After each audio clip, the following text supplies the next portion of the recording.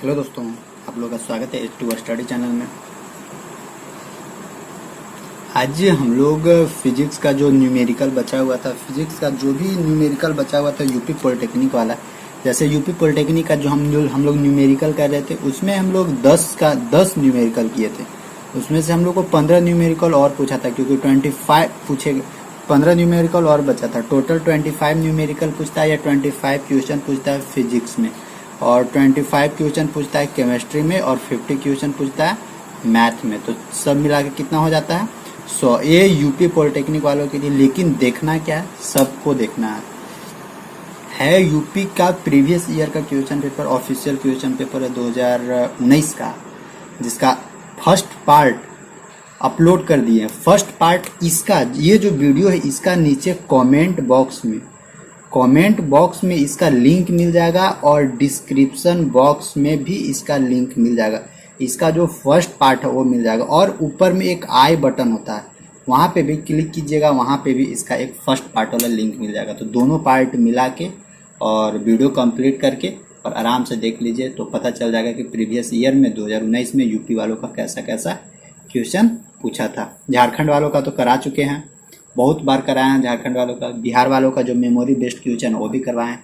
MP वालों का question है, लेकिन एमपी वाला का स्पेशल वीडियो नहीं बनाया, लेकिन उन लोगों को छोटा छोटा पार्ट करके जो आप लोगों को थ्योरी पढ़ाया वो थ्योरी में वो घुसा दिए हैं वो सब क्वेश्चन। और आप लोगों को जो होमवर्क दिया जा रहा है, होमवर्क, उस होमवर्क को जरूर पूरा कीजिएगा। होमवर्क आज भी मिलेगा, उस होमवर्क को भी जरूर पूरा कीजिएगा। और आप क्लास आप लोग को लगभग कंटिन्यू चलेगा, और जब तक अब पूरा सिलेबस ख़त्म नहीं हो जाए तब तक आप लोग को क्लास लेते रहेंगे। और ठीक है, बस अभी इतना ही जानिए। और अब आते हैं क्वेश्चन पे। आज का फर्स्ट क्वेश्चन आप लोग की स्क्रीन पे देखिए क्या बोलता है। पिछले वीडियो में ये क्वेश्चन हम पूछे थे, लेकिन आप लोग का किसी का जवाब नहीं आया। पता नहीं, लगता है कि समझ में नहीं आया होगा या नहीं, किसी से नहीं बना होगा। तो फर्स्ट क्वेश्चन क्या बोलता है कि एक पिंड का हवा में द्रव्यमान 25 ग्राम है। एक कोई ऑब्जेक्ट है, मान लेते हैं क्या है, एक ईंटा है, ईंटा ले लिए, जिसका हवा में, जब हवा है यानी हवा में उसका वेट कितना है, डब्लू कितना वेट है, 75 ग्राम है। हवा में इसका वेट कितना है, 75 ग्राम। और इसको एक अननोन लिक्विड में जब डुबाते हैं, अननोन लिक्विड में जब हम लोग इसको डुबाते हैं,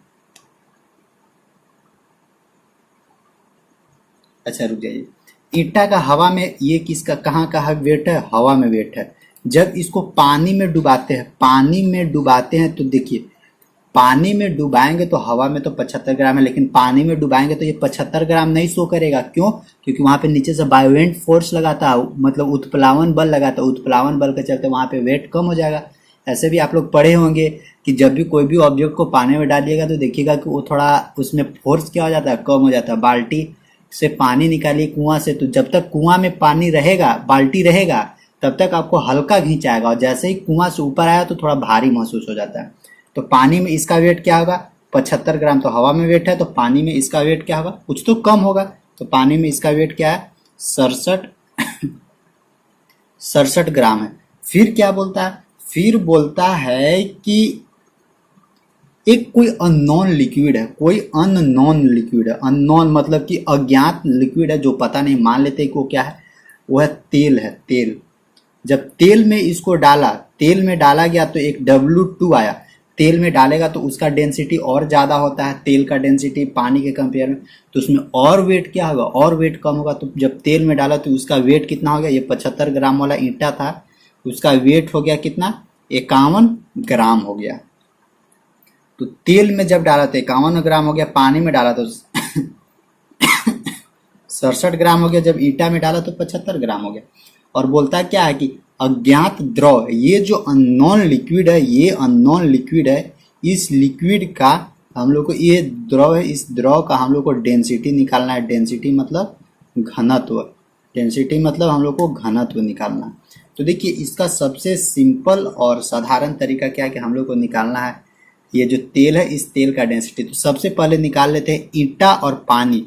जब हवा से पानी में डाला गया तो हम लोग को कितना वेट कम हुआ, मतलब कि वेट कितना कम हुआ, W माइनस W1 वेट हम लोग को कम होगा। तो W कितना था, 75 माइनस 67 बराबर यहाँ से क्या हो जाएगा, 5 में से 15 में से 7 गया, 8 7 15, 8 मतलब 8 होगा।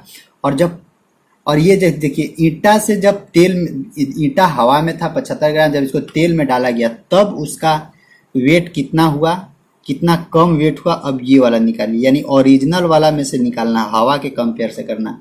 तो 75 मतलब कि W माइनस W2 बराबर क्या हो जाएगा, 75 माइनस 51, मतलब इसको बोलते हैं एपेरेंट वेट। एपेरेंट वेट मतलब कि नीचे से जो बायोवेंट फोर्स लगा रहा है वो कितना, जैसे 75 ग्राम इसमें था और 67 ग्राम पानी में हो गया, तो भाई इसका तो कुछ ना कुछ फोर्स कम हुआ। वो जो फोर्स क्या था, नीचे से बायोवेंट फोर्स लगा रहा था, तो वही निकालना। ये एक तरह का बायोवेंट फोर्स निकल गया। कितना बायोवेंट फोर्स मतलब नीचे से वो उतना वेट क्या कर रहा है, कम कर दे रहा है। तो नीचे से जो फोर्स लग रहा है उसी के चलते ना कम हो रहा है। तो ये क्या होगा, 75 माइनस 51 बराबर, यहाँ से क्या क्या निकलेगा, 5 में से 1 गया 4, और यहाँ क्या बचा, 7 में से 5 गया 2, यानी 24 ग्राम ये हो जाएगा और 8 ग्राम ये हो जाएगा। और हम लोग को निकालना क्या है, लिक्विड। ये जो लिक्विड है इस लिक्विड का डेंसिटी निकालना है। तो जो भी लिक्विड है, अननोन लिक्विड है, उसका डेंसिटी क्या होता है, रिलेटिव डेंसिटी निकाल दीजिए। क्या, अज्ञात द्रव का डेंसिटी मतलब कि इसका रिलेटिव है, डायरेक्ट डेंसिटी। तो जहाँ पे भी 3 लिक्विड के बारे में बात किया जाए और बोला जाए कि ये जो अननोन लिक्विड है उसका डेंसिटी निकालना है, और रिलेटिव किसके सापेक्ष, किसके रिलेटिव, तो ये जो हवा और पानी है इसके रिलेटिव हमको निकालना है इस तेल का डेंसिटी। तो तेल का डेंसिटी निकालने के लिए हम लोग का क्या सुविधा है, हम लोग को सुविधा है W माइनस W2, यानी ये जो तेल है इस तेल का वेट बटा W माइनस W1, यानी ये जो पानी में इसको डाले तो उसका जो एपेरेंट वेट निकला उसका। तो बराबर हम लोग को क्या मिलेगा, W माइनस W1 कितना था, 24 बटा नीचे कितना था, W माइनस W1 बराबर कितना था, 8 ग्राम। तो यहाँ हो जाएगा 8 मतलब 8 3 24, तो यहाँ से 3 ग्राम पर सेंटीमीटर क्यूब, यही इसका क्या हो जाएगा, डेंसिटी हो जाएगा। यही होता है रिलेटिव डेंसिटी। और ये फार्मूला है, ये फार्मूला प्रूफ हो जाता है। तो ये फार्मूला प्रूफ अभी करेंगे नहीं, डायरेक्ट ये फार्मूला याद रखिएगा कि अगर कोई भी एक ऑब्जेक्ट है, वो ऑब्जेक्ट को हवा से जब हम लोग पानी में और जब तेल में डालेंगे, और अगर तेल का डेंसिटी पूछेगा तो W माइनस W2 बटा W माइनस W1, यानी तेल वाला डेंसिटी ऊपर लिख रखना है और पानी वाला तेल वाला वेट ऊपर रखना और पानी वाला वेट नीचे रखना। अगर ये जो डेंसिटी यहाँ क्या था, तेल का था, अगर यहाँ पे पानी का डेंसिटी पूछता तो ये क्या करते, W माइनस W1 ऊपरे रखते, W माइनस W1 ऊपरे रखते और W माइनस W2 नीचे कर देते। यही इसका है कॉन्सेप्ट। ये फार्मूला प्रूफ हो जाता है, फार्मूला प्रूफ हो जाएगा क्योंकि दोनों का वॉल्यूम सेम रखने के बाद डेंसिटी अलग अलग होता है, तो वो सब प्रूफ हो जाएगा। तो आई होप ये समझ में आया होगा। नहीं समझ में आएगा तो कमेंट जरूर कीजिएगा। तो ये कितना नंबर था, 61 था। 60 क्वेश्चन तक तो हो गया था। अब आते हैं 62 में। तो देखिए 62 क्या बोलता है कि 2 असमान फोर्स है। अच्छा, 2 असमान फोर्स है मतलब कि आप लोग ना तो बचपन में ये वाला खेले होंगे, यहाँ लगा दिए होंगे, एगो आदमी इधर बैठते होंगे, एगो दोस्त इधर बैठते होंगे, पूरा ऊपर नीचे, कभी ये नीचे जाता होगा तो कभी ये वाला उठ जाता होगा, और जब ये वाला इधर वाला पार्ट नीचे जाता होगा तो ये, इसको रेचो या रेंचो ऐसे कुछ बोला जाता है, इसको पता नहीं, हम भूल गए, हम भी किए हैं ऐसे। तो वैसे ही वही बोलता है कि 2 असमान समांतर बल है, यानी एक ऐसे लाइन है और 2 असमान और समानांतर, मतलब कि असमान मतलब अनलाइक फोर्स है। एक इधर फोर्स लग रहा है, एक इधर फोर्स लग रहा है। यहाँ क्या है, 2 न्यूटन फोर्स इधर लग रहा है और इधर क्या है, इधर लग रहा है 16 न्यूटन फोर्स लग रहा है। और इस दोनों के बीच का डिस्टेंस कितना है, यहाँ से लेके यहाँ तक 21, यहाँ से लेके यहाँ तक। देखिए इसका समझने का तरीका क्या है कि ये जो ये क्या है, लकड़ी है, एगो को हम लोग एगो इधर से ऐसे खींच रहे हैं, एगो नीचे से ऐसे खींच रहे हैं, तो दोनों कर से खींचेगा तो गोले गोले घूमने लगेगा। जैसे क्या कीजिए कि लकड़ी ले लीजिए हाथ में और इस पॉइंट पे रख के और उसको गोले गोले घुमाइए तो ये घूमने लगेगा। तो देखिए इधर ज़्यादा बल लग रहा है, इधर कम बल लग रहा है, मतलब ये तो फिक्स है कि अनबैलेंस्ड फोर्स है, तो इसको बैलेंस करना है। तो इसको बैलेंस करना है, तो बैलेंस करने के लिए हमको किधर फोर्स लगाना होगा, तो देखिए नीचे की ओर 16 न्यूटन फोर्स लग रहा है, ऊपर की ओर 2 न्यूटन फोर्स लग रहा है, यानी ऊपर की ओर अगर 14 न्यूटन और फोर्स लगे तो 14 और 2 16 हो जाएगा, और नीचे भी 16, यानी ऊपर नीचे दोनों करे बराबर हो जाएगा तो इक्विलिब्रियम कंडीशन में आ जाएगा। तो हम लोग यहाँ से क्या निकालेंगे, रिजल्टेंट फोर्स निकालते हैं। तो रिजल्टेंट फोर्स कितना निकलेगा, रिजल्टेंट मतलब परिणामी बल 16 न्यूटन माइनस वो वाला ऊपर वाला आ जाएगा 2 न्यूटन, मतलब क्या हो जाएगा 14 न्यूटन। अब ये 14 न्यूटन कहाँ लगेगा, मान लेते हैं कि ये जो पॉइंट है, अच्छा इसका नाम दे देते हैं, ए है, बी है, ए बी है, यहाँ से यहाँ तक बी है। तो इसको हम लोग मान लिए कि एक कोई आगे एक डिस्टेंस ले लिए, इस बी पॉइंट को कुछ आगे बढ़ा दिया और यहाँ पे रिजल्टेंट ऊपरे लग रहा है कितना 16 न्यूटन, यानी ऊपरे अभी कितना रिजल्टेंट लगेगा 14 न्यूटन। तो देखिए 14 न्यूटन, 14 और 16 न्यूटन ऊपर में लगने लगा और 16 न्यूटन नीचे लगने लगा। क्योंकि ये हम लोग को रिजल्टेंट मालूम नहीं है कि ये रिजल्टेंट किस पॉइंट पे लगेगा, इसीलिए हम लोग क्या किए, यहाँ से एक्स डिस्टेंस पर इधर एक अननोन मान लिए, एक्स्ट्रा जगह मान लिए हम लोग को, क्योंकि इसके बीच का डिस्टेंस तो 21 सेंटीमीटर है। तो भाई एक्स डिस्टेंस कहीं एक्स्ट्रा या तो इधर माने या इधर माने, कहीं भी मान सकते हैं। आखिर ये इधर बाहर में क्यों माने, बाहर में इसलिए माने क्योंकि हम लोग को ये फिक्स मालूम नहीं है कि ये कितना डिस्टेंस पर अंदर में रिजल्टेंट फोर्स काम कर रहा है। तो यहाँ पे निकल गया ऐसे 14 न्यूटन वो हो गया, 2 न्यूटन ये हो गया, 16 न्यूटन ये हो गया। यहाँ से यहाँ तक एक्स डिस्टेंस है। तो यहाँ से हम लोग को बोलता क्या है कि रिजल्टेंट फोर्स नहीं, फिर से दो असमान समानांतर बल 2 न्यूटन और 16 न्यूटन 21 सेंटीमीटर लंबी छड़ के सिरों पर कार्य कर रहे हैं।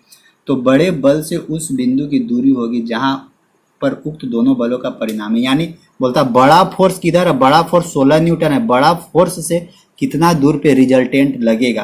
तो बड़ा फोर्स कितना है 16 न्यूटन, इससे कितना दूर पे रिजल्टेंट लग रहा है, एक्स डिस्टेंस पे रिजल्टेंट लग रहा है। तो यही हम लोग को निकालना है कि एक्स का वैल्यू कितना होगा। तो देखिए यहाँ पे जहाँ पे ऐसा क्वेश्चन मिले, इसका नाम देते ए बी सी, जहाँ पे ऐसा क्वेश्चन मिले तो उसका मोमेंट निकाल देना। मोमेंट मतलब कि घुमाव, ये कितना घूम रहा है। और घुमावदार क्या होता है, घुमाव निकालने का, मोमेंट निकालने का तरीका होता है फोर्स इनटू परपेंडिकुलर डिस्टेंस, यानी फोर्स इनटू परपेंडिकुलर डिस्टेंस। और ये कोई एक फिक्स पॉइंट के अनुसार निकलता है।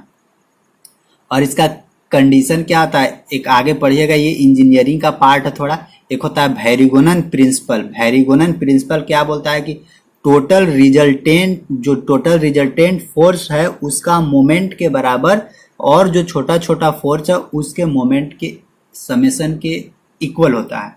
तो देखिए summation of total moment about A, देखिए summation of total moment about A point के अबाउट मोमेंट निकाल रहे हैं, बराबर summation of total moment of resultant, summation of total moment of resultant, ये कंडीशन हो जाएगा। अब देखिए यहाँ से करना क्या है, तो हम लोग मोमेंट ए के रिस्पेक्ट में निकाल रहे हैं। तो देखिए एक पर फोर्स कितना लग रहा है 2 न्यूटन, लेकिन परपेंडिकुलर डिस्टेंस इसी जगह पे आके मिल रहा है, जिसके चलते परपेंडिकुलर इसी के जगह डिस्टेंस आके मिला, जिसके चलते परपेंडिकुलर डिस्टेंस 0 हो गया, यानी यहाँ पे कोई मोमेंट जनरेट नहीं होगा। अब आगे फोर्स आते हैं, आगे फोर्स क्या है, यहाँ 16 न्यूटन में। अब देखिए 16 न्यूटन में ये यहाँ से ऐसे लाइन ऐसे रखिए, हाथ ऐसे, और इसको ऐसे घुमाइए कंपास, मतलब कि यहाँ से ऐसे ये घूमेगा क्योंकि नीचे फोर्स लग रहा है। इसको हम लोग यहाँ फिक्स कर दिए, फिक्स करने के बाद ये कहाँ घूमेगा, ये नीचे ऐसे घूमेगा। जब इंजीनियरिंग में आगे जाइएगा ना तो इसका एक स्पेशल पार्ट है मैकेनिक्स, तो मैकेनिक्स में ये चीज़ पढ़ने को मिलेगा। तो यहाँ से कितना फोर्स लग रहा है, फोर्स लग रहा है 16 न्यूटन, और परपेंडिकुलर डिस्टेंस यहाँ से यहाँ तक का डिस्टेंस कितना है 21, तो यहाँ से यहाँ तक का 21 सेंटीमीटर, बराबर summation of total resultant force कितना है, यहाँ से देखिए यहाँ तक रिजल्टेंट फोर्स कितना है 14 गुने परपेंडिकुलर डिस्टेंस कितना है, यहाँ से 21 प्लस एक्स, यानी कहाँ यहाँ से 21 प्लस एक्स। बस यही करना था, या नहीं तो क्या कर सकते हैं, डायरेक्ट इक्विलिब्रियम कंडीशन निकाल सकते हैं, क्योंकि ये तो इक्विलिब्रियम में है, मतलब कि क्या इक्विलिब्रियम मतलब कि संतुलन में है, बैलेंस में है। तो बैलेंस में है तो आराम से वहां से भी मोमेंट निकाल के कर सकते हैं। तो यहाँ से निकालिए 14 गुने 21 प्लस एक्स, तो यहाँ से एक्स का वैल्यू निकालना, तो एक्स का वैल्यू कैसे निकलेगा, इस 14 को एने ले आइए, तो 16 गुने 21 बराबर यहाँ 21 प्लस एक्स हो जाएगा, और ये 14 को नीचे आ जाएगा, 14 7 से 7 दूनी 14 7 21, 3 से 3 8 16 8 3 की 24 माइनस 21 बराबर एक्स, तो 21 बराबर क्या आ जाएगा 3, यानी 21 बराबर एक्स बराबर क्या आ जाएगा, एक्स बराबर 3। इसका मतलब कि ये जो बड़ा फोर्स था 16 न्यूटन, उससे कितना दूर पे रिजल्टेंट फोर्स लगेगा, उससे 3 सेंटीमीटर की दूरी पे रिजल्टेंट फोर्स लगेगा, यानी इसका ऑप्शन कौन सा हो जाएगा? Option B is correct answer. देखिए इसमें करना था कुछ नहीं, करना था कुछ नहीं, इसमें दो चीज होता है। एक होता है लाइक फोर्स, मतलब कि लाइक फोर्स कहने का मतलब कि एक ही डायरेक्शन में दोनों फोर्स लग रहा है, और अनलाइक फोर्स कहने का मतलब कि दोनों अलग अलग डायरेक्शन में फोर्स लग रहा है। तो ये इंजीनियरिंग का थोड़ा सा पार्ट इसमें आ जाता है, तो वहां से भी समझ सकते हैं। और हमेशा ध्यान रखिएगा मोमेंट यानी संवेग बराबर क्या होता है? संवेग बराबर अभी द्रव्यमान गुने वेग पढ़ते हैं, लेकिन ये मोमेंट अलग चीज है। ये मोमेंट है घुमावदार वाला, घूर्णन वाला। तो मोमेंट बराबर यानी घूर्णन बराबर, याद रखिएगा, घूर्णन बराबर बल, बल गुने परपेंडिकुलर डिस्टेंस, मतलब बल गुने लंबवत दूरी, यानी फोर्स गुने, यहाँ हो जाएगा फोर्स गुने परपेंडिकुलर डिस्टेंस। बस यही करना था इसमें। ठीक, रिजल्टेंट निकाल दिए, रिजल्टेंट के मोमेंट के बराबर, उसको और इक्वेट कर दिए, बस। नहीं समझ में आएगा तो एक बार कमेंट करके बताइएगा जरूर। अब आगे आते हैं 62 के बाद 63। देखिए 63 तो आसान है, 63 आसान है। क्या बोलता है सो देखिए, 63 बोलता है कि एक विद्युत क्षेत्र में किसी बिंदु पर वैद्युत क्षेत्र की तीव्रता 30 न्यूटन पर कूलम्ब है। इस बिंदु पर 20 कूलम्ब के आवेश पर लगने वाला बल ज्ञात कीजिए। तो 63 तो आसान है, यहाँ से डायरेक्ट निकाल सकते हैं हम लोग। इसका फॉर्मूला होता है E बराबर एफ बटा क्यू। ई जहाँ पे क्या है? ई है हम लोग को इलेक्ट्रिक फील्ड स्ट्रेंथ है हम लोग को। ई बराबर है हम लोग को electric field, ELECTRIC, electric field मतलब कि विद्युत क्षेत्र। एफ बराबर हम लोग को क्या है? एफ बराबर है हम लोग को electric force, ELECTRIC, electric force यानी विद्युत फोर्स। और क्यू बराबर क्या है हम लोग को? चार्ज, मतलब कि electric charge, charge in coulomb. तो ई बराबर हम लोग को क्या दिया हुआ है? यानी इलेक्ट्रिक फील्ड बराबर दिया हुआ है 30 न्यूटन पर कूलम्ब। तो ई बराबर क्या हो जाएगा? डायरेक्ट 30 पुट करते हैं। और हम लोग से क्या पूछ रहा है कि इस बिंदु पर 20 कूलम्ब के आवेश पर लगने वाला बल, यानी हम लोग से फोर्स पूछ रहा है। और चार्ज हम लोग को कितना दिया हुआ है? चार्ज दिया हुआ है हम लोग को 20 कूलम्ब। तो यहाँ से डायरेक्ट निकल जाएगा एफ बराबर 3 दूनी की 600 न्यूटन। यानी इलेक्ट्रिक फील्ड विद्युत क्षेत्र बराबर बल बटा आवेश, यानी विद्युत बल्ब बटा चार्ज। इलेक्ट्रिक फील्ड बराबर विद्युत बल्ब यानी इलेक्ट्रिक फोर्स बटा चार्ज। ये कॉन्सेप्ट होता है, ये चीज इसमें ध्यान रखिएगा। तो इसका कौन सा हो जाएगा? 600 newton, option B is correct answer. और आप लोग को ये चीज पढ़ाएंगे, जो अभी इलेक्ट्रिक करंट और मैग्नेटिक फील्ड ये सब पढ़ा रहे हैं, उसमें ये वाला फॉर्मूला बताएंगे। तो आप लोग चिंता मत कीजिएगा। तो 63 हो गया। अब देखते हैं अगला। देखिए अगला क्या बोलता है। अब आते हैं 64। देखिए 64 किधर गया? हमको क्वेश्चन खोजने दीजिए, इसके बाद फिर हम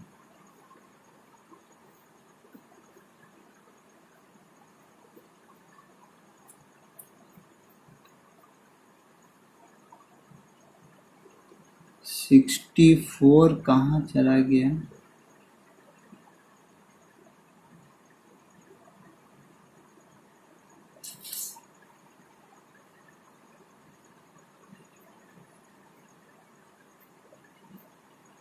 हाँ 64 आप लोग को स्क्रीन पे दिख रहा होगा। देखिए क्या बोलता है कि 6 केजी द्रव्यमान का एक लकड़ी है।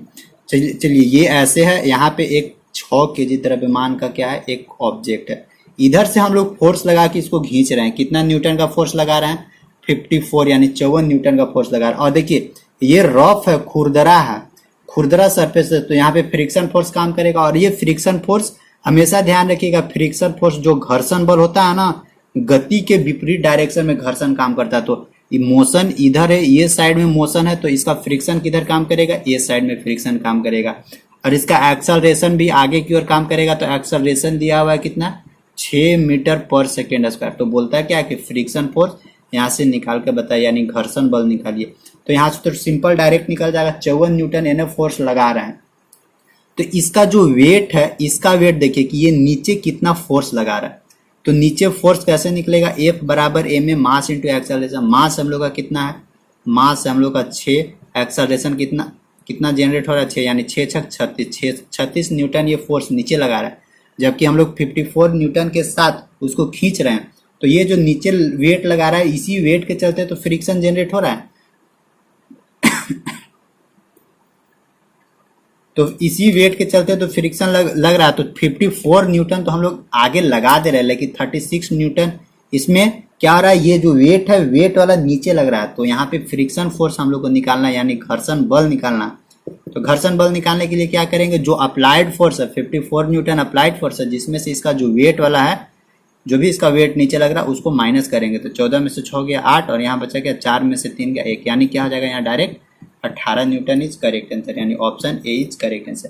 देखिए करना क्या था, यहाँ ऑब्जेक्ट था, ऑब्जेक्ट को आप लोग खींच रहे तो यार ये भी तो नीचे फोर्स लगा रहा है ऑब्जेक्ट, तो आखिर ये जो फोर्स लगा रहा है यही फोर्स ये फोर्स हमको माइनस करना होगा इसमें से 54 में से।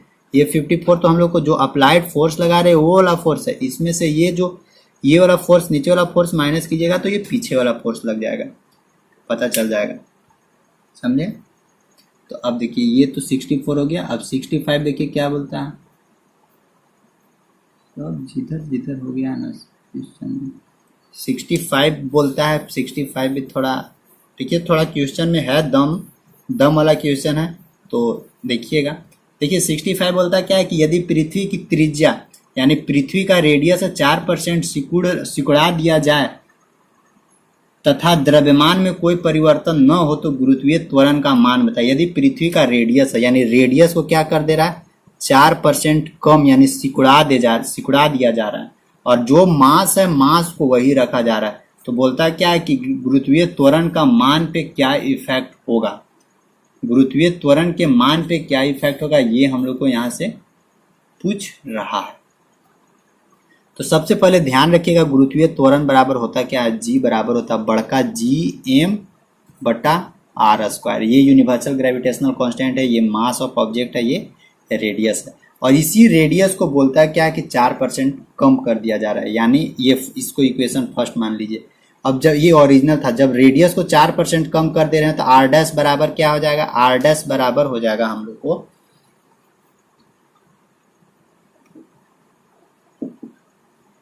R डैश बराबर हम लोग को हो जाएगा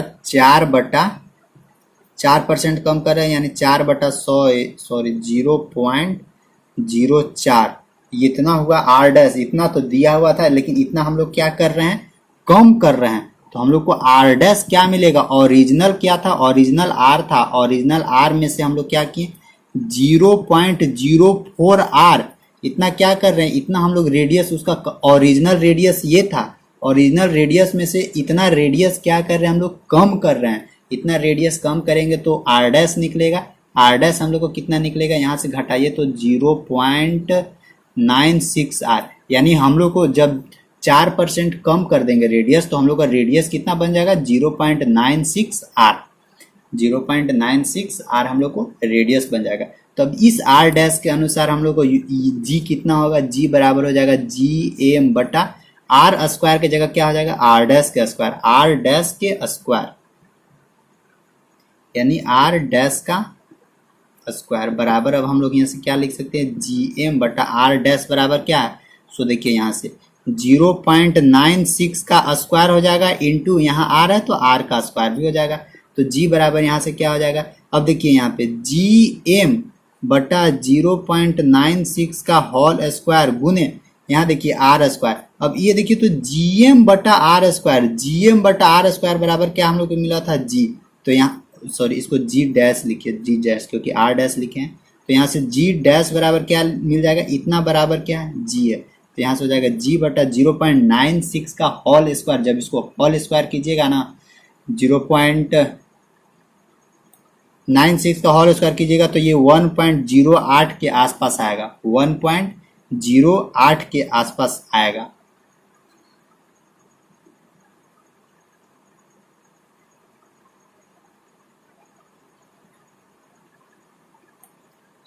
सॉरी ये 1.9, तो ये G 0. सॉरी यहाँ G डैश बराबर हो जाएगा 1.08 G। तो देखिए G डैश बराबर 1.08 G आया, और हम लोग को पूछता क्या है कि चेंजिंग कितना हुआ। तो स्टार्टिंग में कितना था हम लोग को, स्टार्टिंग में G था, सॉरी, स्टार्टिंग में हम लोग का क्या था, जी था, और फिर ये कितना हो गया, जी डैश आ गया, मतलब ये बढ़ गया, एक से ज्यादा हो गया। तो कितना ज्यादा हुआ, यानी रेडियस कम कर रहे हैं। तो देखिए आर स्क्वायर है, ऐसे भी अगर रेडियस कम करेंगे तो जी का मान वैसे भी बढ़ेगा, क्योंकि रेडियस के स्क्वायर के इन्वर्सली प्रोपोर्शनल है। यहाँ पे देख लीजिएगा, जी कम सॉरी आर रेडियस कम करेंगे तो जी का मान ऑब्वियसली कि बढ़ेगा।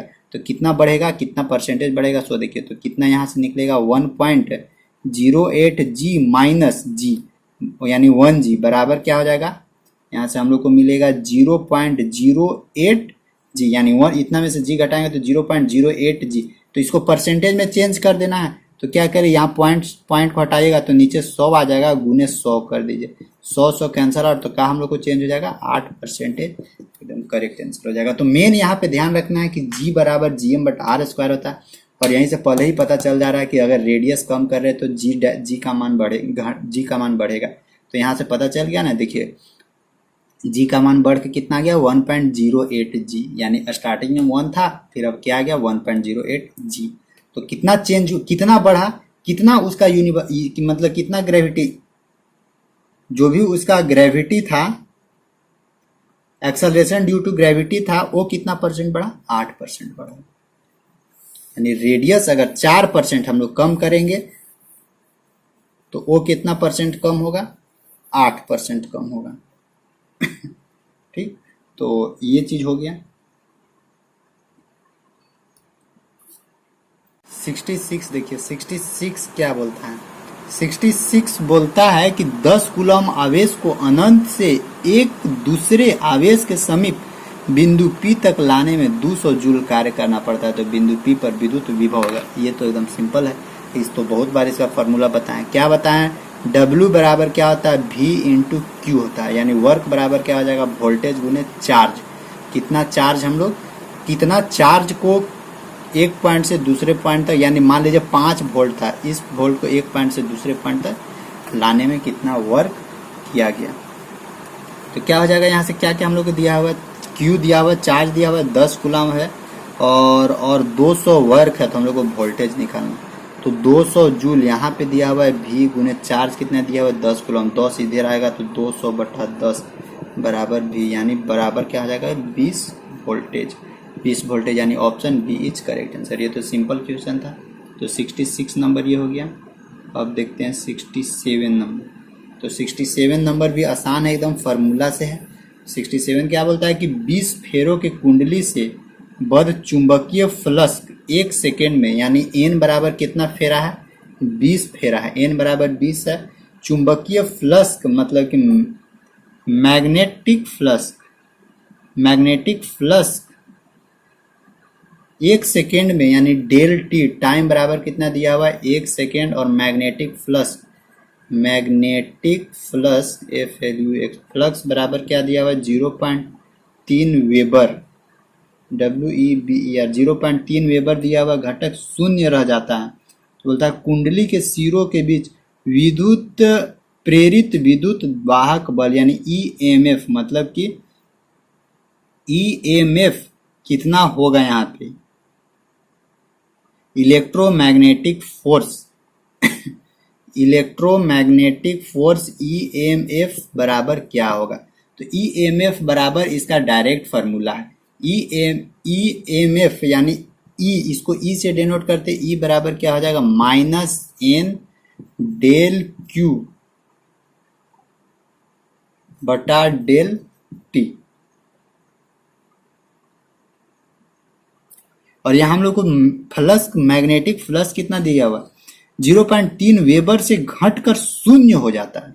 तो घट के कितना हो गया, शून्य, यानी लास्ट में से स्टार्टिंग, यानी डेल 5 बराबर क्या हो जाता है, 5 माइनस 5 कितना, 0 में से कितना घटाएंगे, 0.3 वेबर हो जाता है ना। तो 0.3 मतलब कि -0.3 हो जाएगा क्या, मैग्नेटिक फ्लक्स। आगे से पीछे वाला में से हम लोग घटाते हैं। तो इलेक्ट्रोमैग्नेटिक फोर्स कितना हो जाएगा, इलेक्ट्रोमैग्नेटिक फोर्स E बराबर होता है, ये फार्मूला याद रखिएगा, E बराबर क्या, -N मतलब कि कुंडलियों की संख्या, डेल F मतलब कि मैग्नेटिक फ्लक्स, और T मतलब कि समय, कितना समय तक ले जाना है।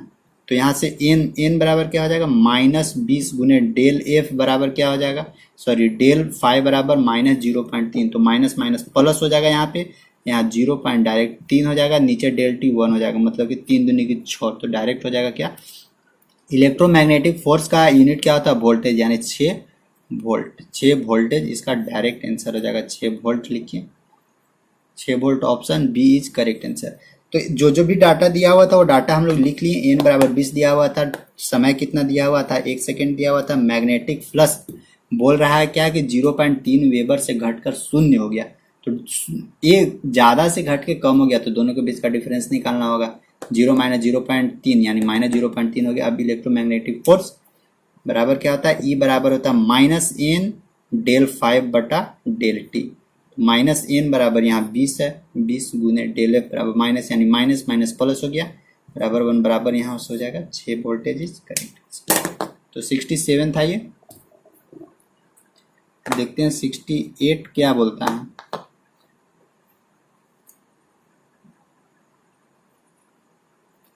सब फार्मूला बेसिस है, सब फार्मूला बेसिस है, समझें, टोटल फार्मूला बेसिस है। अगर फार्मूला अच्छा से याद होगा तो सब क्वेश्चन वहाँ सोल्यूशन हो जाएगा। अब देखिए 68 क्या बोलता है। 68 भी अच्छा क्वेश्चन है, साउंड से क्वेश्चन है, मतलब थोड़ा सा कैलकुलेशन है, बाकी सब आसान है, कोई बहुत भारी नहीं है। बोलता क्या है कि 50 हर्ट्ज की फ्रीक्वेंसी, देखिए फ्रीक्वेंसी दिया हुआ है, फ्रीक्वेंसी मतलब होता है आवृत्ति। एन बराबर दिया हुआ है कितना, 500 हर्ट्ज। फिर वेवलेंथ दिया हुआ है, वेवलेंथ मतलब कि तरंग दैर्ध्य को हम लोग लेमडा से डिनोट करते हैं। लेमडा बराबर दिया हुआ है 80 सेंटीमीटर, तो इसको यूनिट में चेंज कर दीजिए, एसआई यूनिट में, यानी 80/100 मतलब कि 0.8 मीटर। फिर क्या बोलता है कि एक ध्वनि तरंग को, यानी एक कोई साउंड वेव है उसको 1 किलोमीटर की दूरी तय हम लोग को करना है, मतलब कि डिस्टेंस यानी दूरी कितना हम लोग को उसको कवर करवाना है, 1 किलोमीटर, मतलब कि 1000 मीटर तक उसको हम लोग को ले जाना है। तय करने में लगा समय, तो समय बराबर क्या हो, देखिए कुछ नहीं करना, यहाँ फ्रीक्वेंसी दिया हुआ है, यहाँ वेवलेंथ दिया हुआ है, तो वेलोसिटी निकाल दीजिए। क्या होता है वेलोसिटी बराबर, v बराबर होता है एन लेमडा। v बराबर क्या होता है, वेलोसिटी ऑफ वेव, वेव का कितना वेलोसिटी है, तो आराम से निकल जाएगा। एन बराबर क्या दिया हुआ है 500 हर्ट्ज, तो हर्ट्ज ठीक है। लेमडा बराबर क्या दिया हुआ है 0.8, यानी 80 सेंटीमीटर था, तो 80 बटा डायरेक्ट इसको 100 यहीं कवर कर दीजिए, तो ये सही है, यानी 8 बचे 40, 400 क्या हो जाएगा 400 मीटर पर सेकेंड, यानी वेव लेंथ का वेलोसिटी क्या हो जाएगा 400 मीटर पर सेकेंड। तो वेलोसिटी निकलिए गया 400 मीटर पर सेकेंड के रफ्तार से भाग रहा है आगे। डिस्टेंस कितना है 1000 मीटर है ये, तो समय बराबर टाइम बराबर डिस्टेंस बटा वेलोसिटी कर देना है, और का 1 2 3 बटा वेलोसिटी कितना है 400। ये दो से ये दो कैंसर, 2 दूनी 4, 2 पचे 10, मतलब कि यहाँ से 2.5 सेकेंड का समय लगेगा। 2.5 सेकेंड कहने का मतलब option number A is correct answer.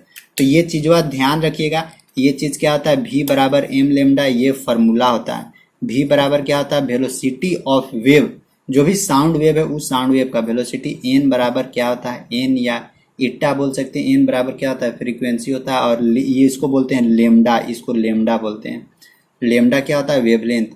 तो v बराबर n लेमडा, इस फार्मूला के अनुसार इसका आंसर करेक्ट आंसर क्या होगा 2.5 सेकेंड। ये आप लोगों को क्यूज में भी एक क्वेश्चन करवाए हुए हैं, तो ये सब क्वेश्चन कुछ कुछ रिपीट हो रहा है, मतलब ये सब पहले भी लग रहा है करवाए हुए हैं क्विज में, इससे इसको करवाए थे। अब देखिए ये कितना नंबर था 68 था, तो अगला कितना नंबर आएगा 69 आएगा।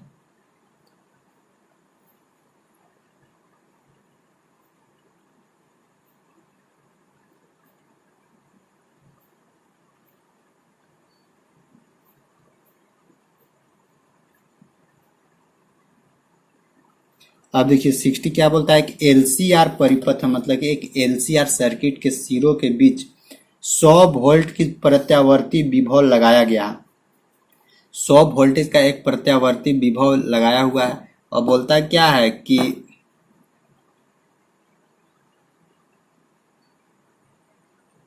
ये अल्टरनेटिंग वोल्टेज लगाया हुआ है। बोलता क्या है कि परिपथ में प्रेरण प्रतिघात एक्स एल बराबर 20 ओम, धारिता प्रतिघात एक्स सी बराबर 20 ओम इंग्लिश में भी है, तथा ओमीय प्रतिरोध आर बराबर 5 ओम दिया हुआ है, तो परिपथ का प्रतिबाध होगा। ये तो डायरेक्ट फार्मूला पे एक एलसीआर सर्किट बना देते हैं। एलसीआर सर्किट देखिए ये एकदम सीरीज में होता है। ये है एलसीआर सर्किट, 1 2 और एक क्या बोलता है बैटरी इधर लगा हुआ है और इसको इधर वोल्टामीटर से जोड़ दिए हुए। तो ये क्या बोलता है, इसका रिजल्टेंट कितना है, रिजल्टेंट ये है हम लोग का 5 ओम है। और फिर आगे क्या बोलता है एक्स एल बराबर 20 ओम दिया हुआ है, ये एक्स एल बराबर 20 ओम है। और ये क्या बोलता है कि ये है एक्स सी मतलब कि कैपेसिटर, ओमीय प्रतिरोध एक्स सी, ये है एक्स सी बराबर भी क्या है 20। और इधर वोल्टेज कितना बता रहा है, 100 वोल्टेज बता रहा है इधर। तो हम लोग से बोलता क्या है कि परिपथ का प्रतिबाधा होगी, मतलब कि the impedance of circuit will be, कितना होगा परिपथ का प्रतिबाधा। तो इसका तो फॉर्मूला होता है परिपथ का प्रतिबाधा बराबर डायरेक्ट फार्मूला क्या होता है, इसको हम लोग किस चीज से डिनोट करते हैं, इसको हम लोग जेड से डिनोट करते हैं। क्या होता है अंडर रूट 5 के स्क्वायर, ये जो इसको हम लोग क्या बोलते हैं, ये क्या दिया हुआ था हम लोग का 5 ओम दिया हुआ है, किधर गया 100 वोल्टेज प्रत्यावर्ती विभव लगाया गया परिपथ में, एक्सएल 20 ओम प्रतिघात एक्सी 20 ओम तथा ओमीय प्रतिरोध आर, यानी ये हम लोग का क्या दिया हुआ है आर, यानी एक फार्मूला लिख दे रहे हैं आर स्क्वायर प्लस, जहां पे भी ऐसा क्वेश्चन मिले तो R square plus X L minus X C का होल स्क्वायर, बस यही करना। आर कितना है 5 है, 5 पचे डायरेक्ट 25 हो जाएगा, प्लस ये दोनों तो क्या इक्वल है 20 20 खत्म हो जाएगा, बस ये खत्म बराबर क्या आ जाएगा 5, यानी इसका क्या आ जाएगा डायरेक्ट परिपथ का प्रतिबाध कितना होगा 5 ओम इज करेक्ट आंसर। ठीक, तो जहां पे भी परिपथ का प्रतिबाध पूछे तो आराम से क्या कर देना, जो भी उसका आर दिया हुआ है मतलब ओमियो प्रतिरोध दिया हुआ है उसके स्क्वायर प्लस जो भी 2 एक्स्ट्रा दिया हुआ है उस दोनों के माइनस के स्क्वायर कर देना है और फिर परिपथ का प्रतिघात निकाल देना है। अब देखते हैं 69 के बाद 70 देखिए क्या बोलता है।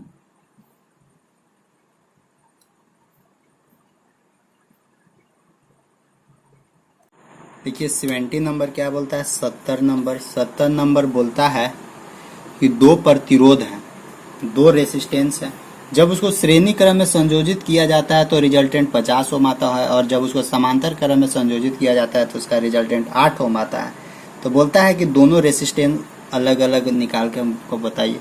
तो जब 2 रेसिस्टेंस है R1 है और एक R2 है, जब इसको सीरीज में जोड़ते हैं, सीरीज में यानी श्रेणी क्रम में, तो श्रेणी में क्या हो जाता है R1 प्लस R2 बराबर क्या हम लोग को मिलता है 50 ओम। और जब उसको पैरालेल में जोड़ते हैं, पैरालेल मतलब कि समांतर में कितना होता है रिजल्टेंट होता है R1 इंटू R2 बटा R1 प्लस R2, यही होता है रिजल्टेंट 1 बटा R1 प्लस 1 बटा R2। निकाल के देखिए R1 R2 क्या आ जाएगा, यहाँ पे एलसीएम हो जाएगा, ऊपर R2 प्लस R1 और फिर यहाँ होता है 1 बटा R। जब रिजल्टेंट निकालेगा तो क्रॉस मल्टीप्लाई करके ये ऊपर चला जाता है, ये नीचे आ जाता है, ये ऊपर चला जाता है, तो रिजल्टेंट बराबर R1 इंटू R2 बटा R1 प्लस R2। तो वहीं पे पहुंच गए हम लोग को रिजल्टेंट।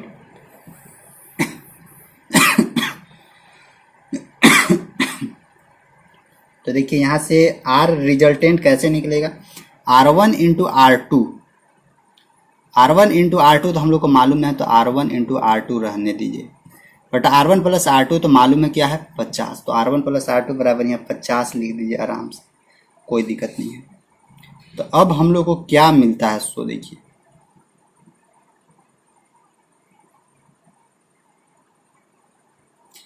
अब हम लोग को यही ना मिला,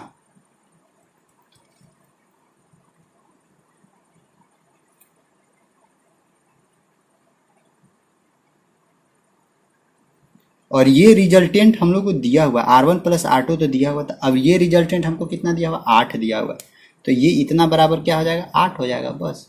तो यहाँ से R1 इंटू R2 बराबर क्या, क्रॉस मल्टीप्लाई 8 × 40, यहाँ से क्या हम लोग मिलेगा 400 मिलेगा। तो यहाँ से R1 निकाल दीजिए, R1 बराबर क्या हो जाएगा 400 बटा R2, और ये R1 इसमें पुट कर दीजिए फर्स्ट में, तो R1 बराबर क्या उसमें क्या हो जाएगा 400 बटा R2 प्लस R2 बराबर 50। और यहाँ से इसको सोल्यूशन कर दीजिए, R2 एलसीएम ले लीजिए, तो यहाँ ऊपर में हम लोग को क्या मिलेगा 400 प्लस R2 का स्क्वायर बराबर 50। और इधर थोड़ा सा मिटा नहीं मिटाते, अच्छा क्रॉस मल्टीप्लाई कीजिएगा तो यहाँ से क्या हम लोग को मिलेगा R2 का स्क्वायर, ये 50 R2 हो जाएगा, इधर आ जाएगा -50 R2 प्लस 400। अब यहाँ से इसको आराम से सॉल्यूशन कर दीजिए, तो R2 का जो दो को वैल्यू निकलेगा वही दोनों फाइनल आंसर हो जाएगा। तो हम लोग को क्या यहाँ से मिलेगा, सो देखिए इसको थोड़ा सा 400 इधर लिख देते हैं, तो हम लोग को मिलेगा R2 का स्क्वायर -50 R2, तो इसको 30 यानी 20 40 और 10 50 -40 R2 plus sorry minus 10 R2 plus इधर हो जाएगा 400। तो यहाँ से सॉल्यूशन करके R2 का वैल्यू एक आएगा क्या आएगा, यहाँ से 40 आ जाएगा, 40 एक आएगा 10 आएगा और एक 40 आएगा, मतलब 10 ओम और 40 ohm, 10 ohm 40 ohm. Option B is correct answer. यहाँ से इक्वेशन सोल्व करके R2 का वैल्यू निकाल दीजिए, फिर R1 तो ऐसे भी निकल जाएगा, चाहे यहीं पे जो दो वैल्यू आएगा वही उसका फाइनल आंसर हो जाएगा। देखिए किए क्या, सीरीज में जोड़े मतलब R1 प्लस R2 जोड़े, हम लोग को कितना दिया हुआ था, R1 प्लस R2 का रिजल्टेंट 50 ओम दिया हुआ था। और जब पैरालेल में जोड़े तो R1 इंटू R2 बटा R1 प्लस R2, इसका रिजल्टेंट हम लोग को 8 ओम दिया हुआ था। R1 प्लस R2 बराबर क्या था 50, तो क्रॉस मल्टीप्लाई किए, R1 इंटू R2 बराबर 400 ओम, यहाँ से R2 का वैल्यू निकाल दिए, R1 का वैल्यू निकालिए, R1 बराबर क्या हो जाएगा 400 बटा R2, और इसको इसमें पुट कर दिए फर्स्ट इक्वेशन में। यहाँ से एक क्वाड्रेटिक इक्वेशन बनेगा, क्वाड्रेटिक इक्वेशन से आराम से निकाल सकते हैं, नहीं तो ऑप्शन से भी जा सकते हैं, लेकिन ऑप्शन से जाइएगा तो थोड़ा मैच करवा के देखना होगा। मैच का करवा के देखना होगा, क्योंकि सीरीज में तो जोड़िएगा दो है ये है, तो R1 प्लस R2 अगर जोड़िएगा, ऑप्शन से भी आराम से तुरंत बना सकते हैं। R1 प्लस R2 जोड़िएगा तो 50 ओम तो आना चाहिए, तो सबको जोड़िएगा तो सब 50 ओम आ जाएगा। अब पैरालेल वाला कंफर्म कर देगा, पैरालेल वाला क्या है R1 इंटू R2 बटा नीचे क्या है R1 प्लस R2, यहाँ पुट कर दीजिए, R1 R2 पुट कीजिए, R1 प्लस R2 पुट कीजिए, और यहाँ से फिर देख लीजिए इतना बराबर 8 आना चाहिए। आ गया तो कंफर्म हो गया, नहीं आया तो फिर प्रोसेस से बनाइए, कोई दिक्कत नहीं है। तो 70 हो गया। अब देखिए 71, देखिए 71 क्या बोलता है, 71 भी आसान है, 71 तक ही आज बताएंगे, इसके बाद फिर आप लोग भी कोशिश कीजिएगा 71 के बाद जो भी क्वेश्चन है उसको आप ही लोग बनाइएगा। तो देखिए 71 क्या बोलता है, एक पत्थर है वो 20 मीटर की ऊंचाई से गिराया जाता है, तो एच बराबर क्या है यहाँ 20 मीटर है, यहाँ से इसको नीचे गिरा रहे हैं, यानी इनिशियल वेलोसिटी कितना है 0 मीटर पर सेकेंड है। तो फिर गिरने के दौरान पत्थर का वेग यानी इसका जो वेलोसिटी है 10 मीटर पर सेकेंड स्क्वायर की दर से बढ़ता है, यानी एक्सेलरेशन क्या है 10 मीटर पर सेकेंड स्क्वायर के एक्सेलरेशन से ये नीचे गिर रहा है। तो बोलता है क्या है कि जमीन से टकराते समय पत्थर का वेलोसिटी, तो इसका जो फाइनल वेलोसिटी है v बराबर क्या होगा, और बोलता है कि समय लगा यानी यहाँ तक पहुँचने में, जमीन तक पहुँचने में उसका टाइम यानी t बराबर क्या लगा। तो पहले ये v निकाल देते हैं, तो इक्वेशन से डायरेक्ट लिख सकते हैं हम लोग v स्क्वायर बराबर u स्क्वायर प्लस 2as, तो यहाँ से v square u initial velocity तो 0 था तो ये खत्म हो जाएगा, बराबर क्या 2 गुने a एक्सेलरेशन कितना था 10, s मतलब क्या हाइट मतलब ये 20 यानी h यहाँ s बराबर h बराबर 20 यानी यहाँ का हो जाएगा 20, तो v बराबर क्या हो जाएगा 20 दूनी 40 400 यानी अंडर रूट 400, ये स्क्वायर से इधर अंडर रूट मतलब कि 20, यानी जो फाइनल वेलोसिटी कितना हो जाएगा 20 मीटर पर सेकेंड।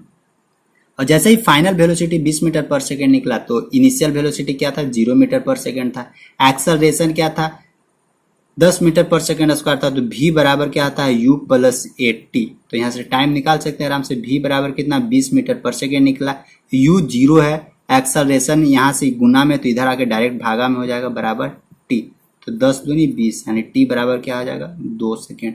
फाइनल वेलोसिटी 20 मीटर पर सेकेंड, फाइनल वेलोसिटी 20 मीटर पर सेकेंड, और टाइम नीचे आने में कितना समय लगा 2 सेकेंड, यानी इसका ऑप्शन कौन सा हो जाएगा 20 मीटर पर सेकेंड और 2 second, option D is correct answer, 20 metre पर सेकेंड और 2 सेकेंड, हाँ option D is correct answer. तो बस आज का खत्म कर देते हैं यहीं तक वीडियो, और जो भी इसका 21 चार क्वेश्चन और है तो उस 4 क्वेश्चन हम स्क्रीन पे लगा दे रहे हैं, एक बार सॉल्यूशन करके देखिएगा, अगर सॉल्यूशन हो जाता है तो ठीक है, नहीं होगा तो फिर हम हैं, बताएंगे आप लोग को। टेलीग्राम में ज्वाइन हो जाइएगा, टेलीग्राम में भी भेज सकते हैं, वहां से भी इसको कवर करके बता देंगे। और ये था यूपी पॉलिटेक्निक 2019 का ऑफिशियल क्वेश्चन पेपर फिजिक्स का। तो फिजिक्स का आज सेशन समाप्त होता है। ठीक, बस थोड़ा वीडियो लंबा हुआ है, लेकिन समझाने की कोशिश किए हैं, थोड़ा बताने की कोशिश किए हैं। आप लोग भी थोड़ा समझने की कोशिश कीजिएगा अच्छी तरह से। वीडियो अच्छा लगा हुआ होगा तो लाइक कीजिएगा, चैनल सब्सक्राइब नहीं किए होंगे तो चैनल सब्सक्राइब करके नोटिफिकेशन बेल दबा दीजिएगा। ठीक, थैंक यू, बाय।